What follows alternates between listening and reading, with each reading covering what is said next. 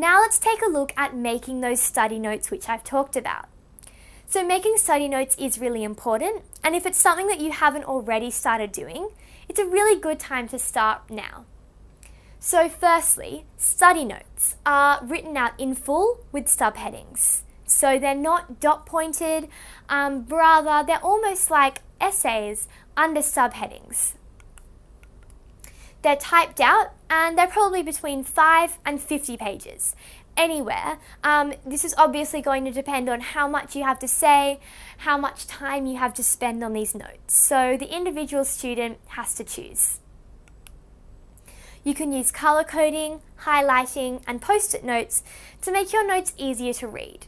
If you've just got pages and pages of black and white information, it's going to be incredibly boring. From your study notes, you then produce your exam notes or cram notes, and these are from your complete set.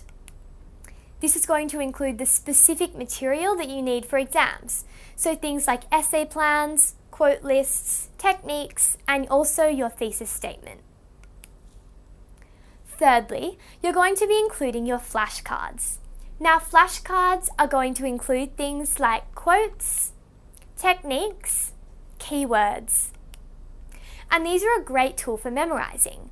I found these personally to be extremely useful. Literally what you do is get just some palm cards, any sort of colour. On one side you perhaps write a keyword that you can use to test yourself, and on the back you write out the whole quote or the whole example. That way, you can look at them whenever you want, and you can test yourself rather than having to always get, your parents or friends to test you. So on one side you might write quote about the bush, and on the back you're going to have the full paragraph or line long quote about the bush, so you can test yourself. You can also really usefully carry these around with you. So unlike your big sort of folders of notes, flashcards are really little. You can just slip them into your pocket and you can look at them when you're on the train, you're waiting for the bus, you're in bed, you're at a cafe. Anytime you can just take them out, have a quick look at 1 or 2 cards, and that's study that you wouldn't have done otherwise. Fourth, another technique that you can do is to look at past papers. Now, this is going to allow familiarity with format and ensure that you don't just rely on one essay like we've discussed. You need to make sure that your essay deals with all different areas. You can go to the Board of Studies website, and the link is here, or you can just type that into Google and you'll actually find the full resource list of all the past papers. And I can't stress how incredibly valuable that the past paper resource is to really make sure that you have a great awareness of all the possibilities of questions that could come up. Now let's take a look at an overview for Year 12. So this is really important in your studies in order just to know what's coming next. So your first topic is going to be belonging. So this is going to be taking place in Term 4. And remember that this is going to be a language study within an area of study, and we'll be specifically focusing on belonging. I'm sure you've heard the Year 12s talk about belonging. This will involve 2 set texts and also 1 piece of additional material. The exam is going to be made up of Paper 1, which includes a 25-mark comprehension section and a 20-mark essay. We then get to Unit 2, Experience Through Language, which is what we've just completed. This will take place in Term 1 of Year 12.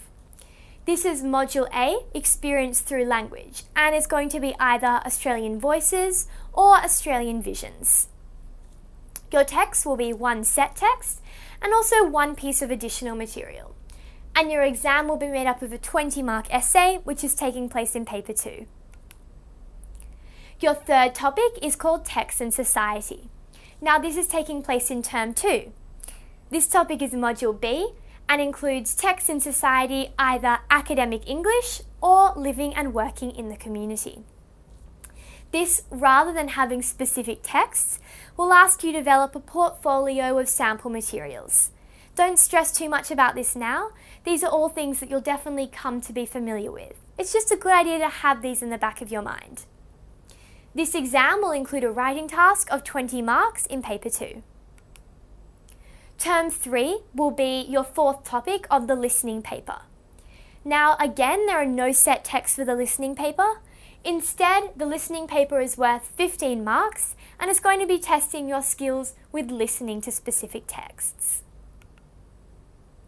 So it's really important that you understand the structure of your Year 12 ESL studies. So when you're looking at text types, remember that throughout Year 12, you will need to study 3 of the following: 1 novel, 1 film, 1 modern drama, 1 poetry collection, 1 non-fiction or documentary, 1 multimedia or website. So these are all the different formats which you could potentially be asked to draw on. And through this unit, we've definitely looked at some of the key techniques that you could apply to all of these different text types. So this brings us to the end of our video today on summarizing and reviewing your unit of study.